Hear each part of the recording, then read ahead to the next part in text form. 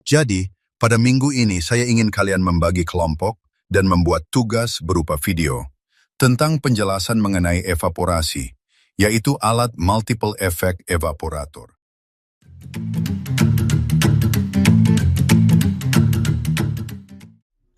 Multiple effect evaporator adalah alat yang digunakan dalam proses produksi untuk mengurangi atau menguapkan kandungan air dari suatu larutan, sehingga larutan menjadi lebih pekat.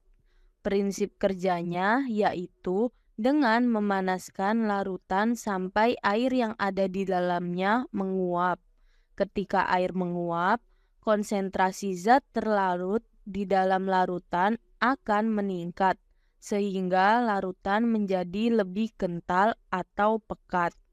Dalam proses ini terdapat dua prinsip utama, yaitu perpindahan panas heat transfer untuk memanaskan larutan, dan proses kedua yaitu pemisahan uap dari cairan yang terbentuk selama penguapan. Pada triple effect evaporator, proses penguapan tidak hanya terjadi satu kali, melainkan berlangsung dalam 3 tahap yang disebut efek pertama, kedua, dan ketiga.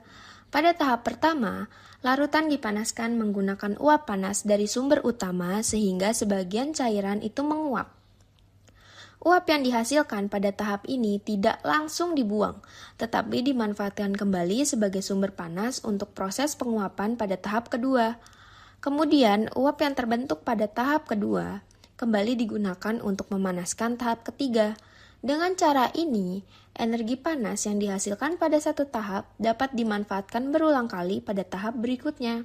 Selain itu, setiap tahap biasanya beroperasi pada tekanan dan suhu yang semakin rendah, sehingga penguapan tetap dapat terjadi meskipun menggunakan uap dari tahap sebelumnya.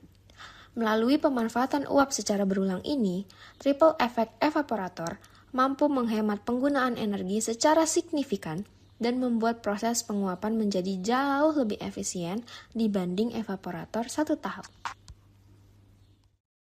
Pada tahap pertama, uap panas atau steam masuk ke bagian pemanas dan berfungsi sebagai sumber panas dalam proses. Bahan cair atau raw juice dimasukkan dari bagian bawah alat, kemudian akan mengalir naik melalui pipa-pipa pemanas. Selama berada di dalam pipa, bahan cair akan mengalami pemanasan akibat adanya perpindahan panas dari uap yang berada di sekitarnya. Ketika dipanaskan, sebagian cairan akan berubah menjadi uap di bagian atas alat, sedangkan sisa cairan yang tidak menguap akan menjadi lebih pekat. Sementara itu, uap pemanas yang telah melepaskan panasnya akan mengembun dan keluar sebagai kondensat melalui bagian bawah alat. Uap yang dihasilkan dari proses penguapan pada tahap pertama tidak dibuang, tetapi dialirkan ke tahap kedua dan dimanfaatkan kembali sebagai media panas. Pada tahap kedua, uap yang berasal dari tahap pertama digunakan sebagai sumber panas. Uap tersebut masuk ke bagian pemanas, memberikan panas, lalu mengembun menjadi kondensat. Cairan yang sudah lebih pekat dari tahap pertama masuk dari bagian bawah tahap kedua dan naik melalui pipa pemanas. Ketika dipanaskan kembali, sebagian cairan berubah menjadi uap dan sisanya menjadi semakin pekat. Uap yang terbentuk dari tahap kedua kemudian dialirkan ke tahap ketiga sebagai media pemanas.